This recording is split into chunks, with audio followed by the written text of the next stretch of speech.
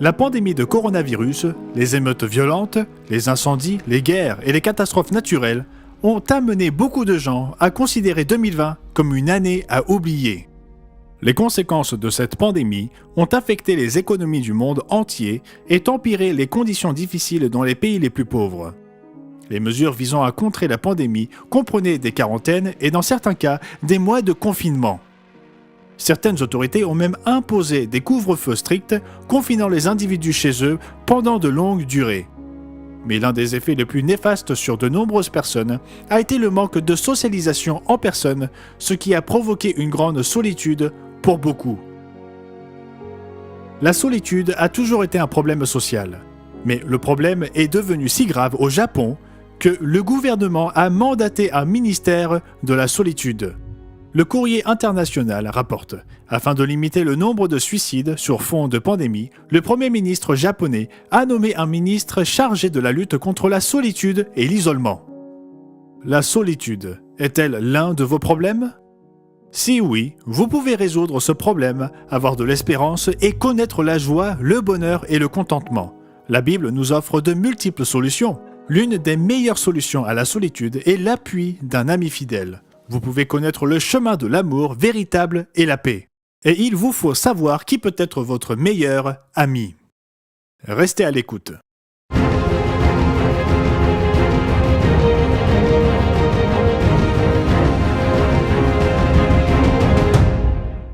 Bonjour à tous nos téléspectateurs du monde entier.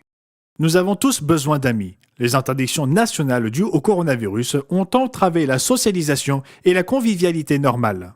La pandémie de coronavirus a poussé de nombreux gouvernements à fermer littéralement des villes, des États, des provinces et des nations entières. En avril 2020, la BBC News publia un rapport intitulé « Coronavirus, le confinement du monde en cartes et en graphiques ». Le rapport décrit comment le monde s'est arrêté. Le moins que l'on puisse dire, c'est que les mesures adoptées pour faire face au coronavirus dans le monde ont été très variées. En Colombie, les jours où vous êtes autorisé à sortir de chez vous dépendent du numéro de votre carte d'identité nationale. En Serbie, une heure désignée pour promener les chiens a été établie. Et au Bélarus, le président est allé à l'encontre de l'avis médical recommandant la vodka et les saunas comme moyen de rester en sécurité. Certaines des approches les plus courantes ont vu les gouvernements émettre des recommandations sur la distanciation physique pour une partie ou l'ensemble du pays, tandis que d'autres ont agi pour restreindre tous les déplacements internes non essentiels. Cette dernière mesure est souvent appelée le confinement.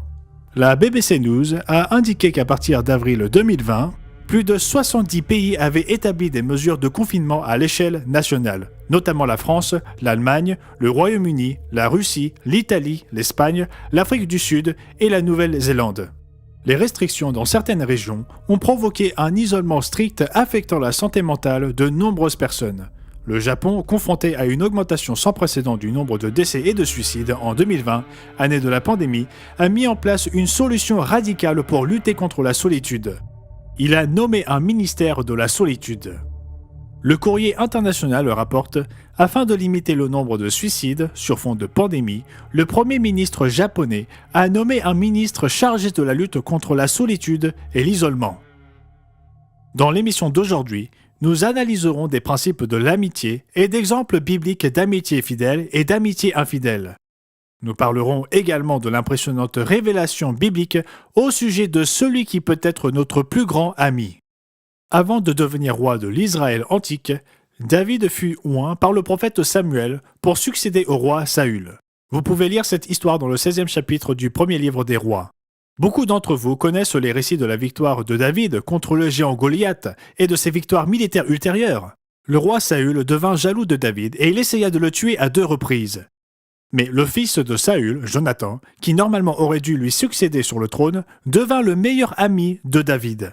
Dans 1 Samuel chapitre 20, Jonathan affirme à David qu'il fera tout ce qu'il peut pour le protéger contre la colère de Saül, et promet son amitié à David. 1 Samuel 20 au verset 16.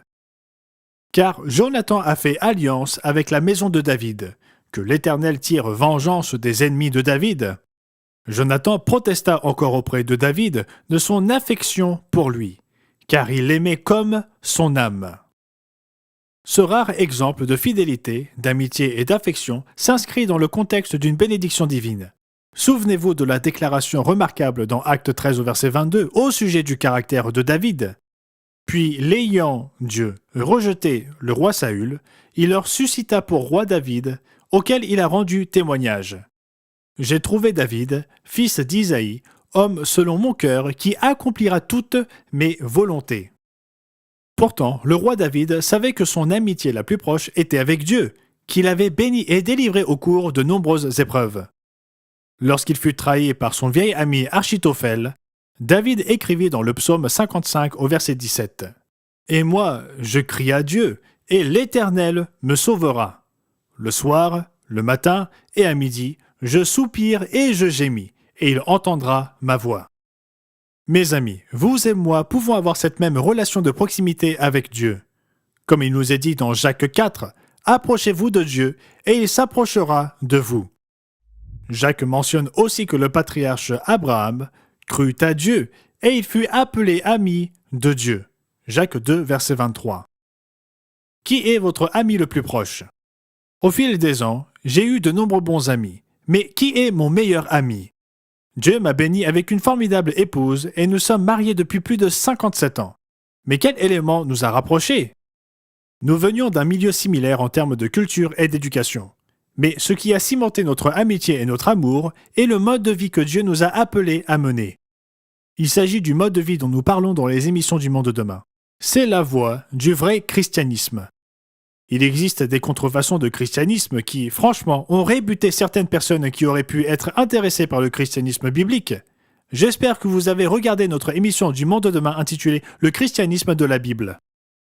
Où pouvez-vous trouver des amis vrais et fidèles?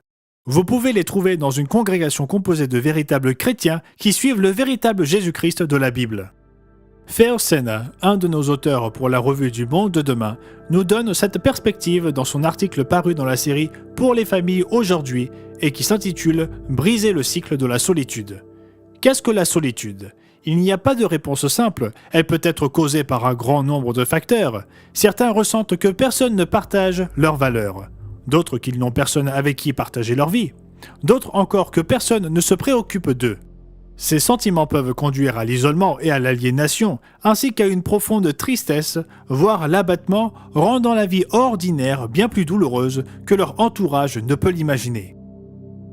Mes amis, nous avons tous besoin d'amis qui se soucient des autres. Et il est essentiel de pratiquer les valeurs bibliques qui produisent des relations empreintes d'amour. Et même si ce n'est pas facile quand on se sent seul, nous devons démontrer notre amour pour notre prochain et tendre la main aux autres. Monsieur Sena donne ce conseil. Allez vers les autres. D'autres personnes ont les mêmes centres d'intérêt que vous ou croient aux mêmes choses que vous. Cela peut être difficile au début, mais faire l'effort de rencontrer une de ces personnes changera votre vie. Allez vers ceux qui partagent vos centres d'intérêt et votre solitude cessera rapidement. Une des meilleures façons de briser la solitude est de réaliser qu'il y a d'autres personnes solitaires et que vous pourriez être en mesure de les aider. Y a-t-il quelqu'un dans votre entourage qui a besoin d'aide? Il peut s'agir de choses simples telles que tenir compagnie à une personne âgée ou bien aider une nièce ou un neveu à jouer au ballon. Faire la différence dans la vie de quelqu'un d'autre fera aussi une grande différence dans votre propre vie. Oui, vous pouvez aider les autres. Priez et demandez à Dieu de vous aider à aimer votre prochain. C'est le second plus grand commandement que Dieu nous donne. Vous pouvez le lire dans Marc 12 au verset 31. La plupart des gens connaissent la règle d'or, mais combien la mettent en pratique en tant que mode de vie? Jésus déclara dans Matthieu 7 au verset 12. « Tout ce que vous voulez que les hommes fassent pour vous, faites-le de même pour eux, car c'est la loi et les prophètes. » Monsieur Ron McNair, un de nos présentateurs du Monde de demain, a écrit un article inspirant intitulé « Quelqu'un à qui parler ». Il figure dans l'édition de janvier-février 2020 de la revue Le Monde de demain. Vous pouvez lire cet article sur notre site mondedemain.org. Il y donne 5 principes permettant de vaincre la solitude. Nous n'avons pas le temps de tous les mentionner, je vais donc me contenter de mentionner le 5e principe ici, mais je vous invite à vous rendre sur le site mondedemain.org et à lire cet article en entier par vous-même. Nous discutons de l'importance des amis. M. McNair nous rappelle un principe essentiel. Passer du temps avec l'ami le plus important. Avant sa crucifixion, Jésus-Christ a dit à ses disciples « Je ne vous appelle plus serviteurs, mais je vous ai appelés amis. » Jean 15, verset 15. Quelle déclaration formidable de la part du Sauveur de l'humanité! Le Sauveur du monde, le Messie, Jésus de Nazareth, paya l'amende de nos péchés en versant son sang pour vous et moi. L'amour de Dieu est éternel. Dieu est amour comme il nous est dit dans 1 Jean 4, versets 8 et 16. Cet amour facilite une profonde amitié avec ceux qui sont prêts à vivre selon le mode de vie de Dieu et à suivre l'exemple de notre Sauveur. Comment pouvons-nous exercer la véritable amitié? Voyons l'exemple du patriarche Job et de ses 3 amis. Afin d'éprouver Job, Dieu permit à Satan de lui infliger une grande souffrance. Bien que les amis de Job se trompèrent dans leur jugement à son égard, notez la volonté inhabituelle qu'ils montrèrent à partager sa souffrance. Remarquez le temps qu'ils ont passé avec lui en silence. Job 2, verset 13. Ils, les 3 amis de Job, se tinrent assis à terre auprès de lui 7 jours et 7 nuits, sans lui dire une parole, car ils voyaient combien sa douleur était grande. Auriez-vous la compassion et la patience de vous asseoir avec un ami pendant 7 jours sans parler? C'est un dévouement authentique. Le livre des Proverbes nous donne aussi des principes importants concernant l'amitié. Proverbe 12, verset 26. Le juste montre à son ami la bonne voie. Beaucoup font l'erreur de compromettre leur caractère et leurs valeurs juste pour avoir un ami. Si vous avez un ami fidèle, vous resterez ferme dans les principes divins et vous ne ferez jamais de compromis. Proverbe 17 au verset 9. Celui qui couvre une faute cherche l'amour, et celui qui la rappelle dans ses discours divise les amis. Un ami fidèle ne divulguera pas les faiblesses des autres, mais il essaiera de les aider à vaincre ce défaut de caractère. Proverbe 17 au verset 17. L'ami aime en tout temps, et dans le malheur, il se montre un frère. Ou comme le traduit la version Darby, l'ami aime en tout temps, et un frère aîné pour la détresse. Tandis que nous pratiquons l'amitié, nous apprenons qui est le plus grand ami de tous. Qui est-il? Il est celui qui vous aime et qui a donné sa vie pour les péchés du monde, pour vos péchés et les miens. Oui, le Sauveur du monde, Jésus-Christ, est votre meilleur ami. Nous devrions donc connaître le véritable Jésus-Christ de la Bible. L'apôtre Paul nous a prévenu qu'il existe de faux Jésus. Reportez-vous à 2 Corinthiens 11 au verset 3. Les Corinthiens furent séduits par des personnes qui semblaient religieuses. Paul les mit en garde dans 2 Corinthiens 11 au verset 3. Toutefois, de même que le serpent séduisit Ève par sa ruse, je crains que vos pensées ne se corrompent et ne se détournent de la simplicité à l'égard de Christ. Car si quelqu'un vient vous prêcher un autre Jésus que celui que nous avons prêché, ou si vous recevez un autre esprit que celui que vous avez reçu, ou un autre évangile que celui que vous avez embrassé, vous le supportez fort bien. Les Corinthiens toléraient un autre Jésus. Aussi choquant que cela puisse paraître, de nombreuses personnes qui se disent chrétiennes acceptent un faux Jésus et non le Jésus de la Bible. Mes amis, quel Jésus suivez-vous? Un roi? Un faible qui erre dans le désert? Pouvez-vous vraiment connaître le vrai Jésus tel qu'il était dans la chair? Et pouvez-vous vraiment le connaître tel qu'il est à présent, le Fils de Dieu glorifié à la droite de Dieu le Père dans les cieux? Oui, vous le pouvez. Jean 15 au verset 15. Je ne vous appelle plus serviteur, parce que le serviteur ne sait pas ce que fait son maître. Mais je vous ai appelé ami, parce que je vous ai fait connaître tout ce que j'ai appris de mon Père. Oui, votre meilleur ami devrait être votre Sauveur, le Messie, Jésus de Nazareth. Mais remarquez qu'il a formulé cette condition dans Jean 15 au verset 9. « Comme le Père m'a aimé, je vous ai aimé. Demeurez dans mon amour. Si vous gardez mes commandements, vous demeurerez dans mon amour, de même que j'ai gardé les commandements de mon Père et que je demeure dans son amour. » Mes amis, non seulement vous pouvez vaincre la solitude, mais vous pouvez trouver le chemin de la véritable vie, du bonheur et de l'amitié. Mais vous devez vous assurer de connaître le vrai Jésus de la Bible. Il existe de nombreuses différences entre le Jésus que la plupart des gens imaginent et le Jésus de la Bible. Nous avons abordé ces points dans des émissions précédentes, mais laissez-moi vous en mentionner quelques-uns. Le vrai Jésus de la Bible, numéro 1, observa le sabbat du 7e jour et non le dimanche. Il est le maître du sabbat comme il le déclare dans Marc 2 au verset 28. 2.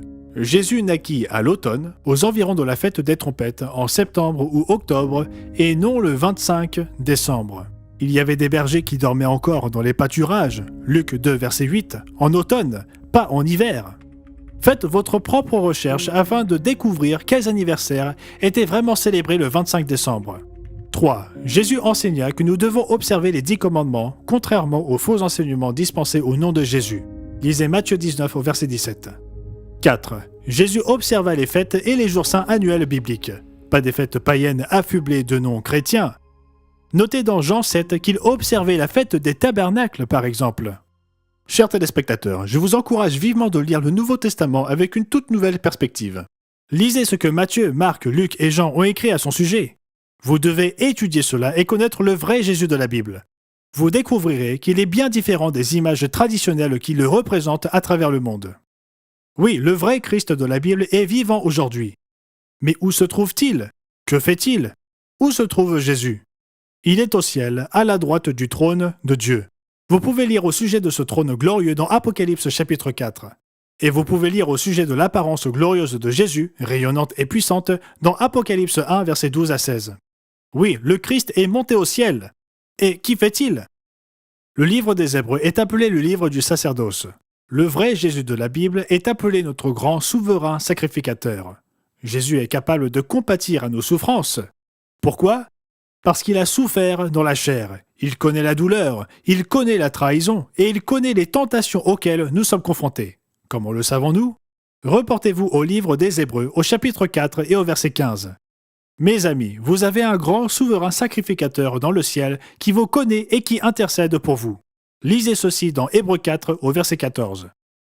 Puisque nous avons un grand souverain sacrificateur qui a traversé les cieux, Jésus, le Fils de Dieu, demeurons fermes dans la foi que nous professons. Car nous n'avons pas un souverain sacrificateur qui ne puisse compatir à nos faiblesses. Au contraire, il a été tenté comme nous en toutes choses, sans commettre de péché. Lisez ces versets encourageants. Hébreux 7 au verset 24. Mais lui, Christ en tant que notre souverain sacrificateur, parce qu'il demeure éternellement, possède un sacerdoce qui n'est pas transmissible. C'est aussi pour cela, écoutez ceci, qu'il peut sauver parfaitement ceux qui s'approchent de Dieu par lui, étant toujours vivant pour intercéder en leur faveur. Oui, le véritable Jésus de la Bible vit toujours pour intercéder en votre faveur au sujet de vos péchés et de vos problèmes. Et il accomplit son œuvre ici-bas en ce moment même, en préparant la voie pour son second avènement. Il ordonna à son Église de prêcher le véritable évangile.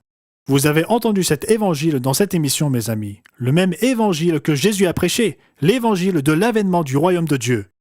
Vous pouvez le lire dans Marc 1, versets 14 et 15. Jésus a également prophétisé que cet évangile serait prêché à la fin de cette ère. Cette bonne nouvelle du royaume sera prêchée dans le monde entier, pour servir de témoignage à toutes les nations. Alors viendra la fin. Matthieu 24, verset 14. Le véritable Jésus de la Bible guide activement ses vrais serviteurs dans l'accomplissement de la grande mission, comme il le promit dans le dernier verset de Matthieu 28.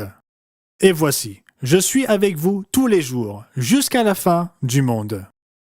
Mes amis, dans quelle mesure connaissez-vous le véritable Jésus de la Bible? Thomas le sceptique s'est exclamé que Jésus était mon Seigneur et mon Dieu. Jean 20 au verset 28. Le livre des Hébreux révèle que Jésus est notre grand souverain sacrificateur. Hébreux 4 au verset 14. Il est appelé Roi des rois et Seigneur des seigneurs dans Apocalypse 19 au verset 16.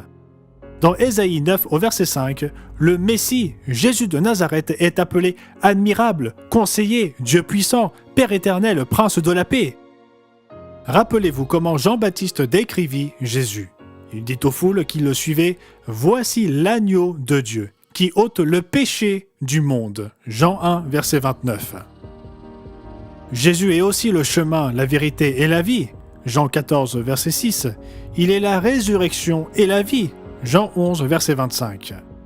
Mes amis, vous pouvez effectuer des recherches dans des dictionnaires et commentaires bibliques et trouver beaucoup d'autres titres et noms merveilleux pour le Jésus de la Bible.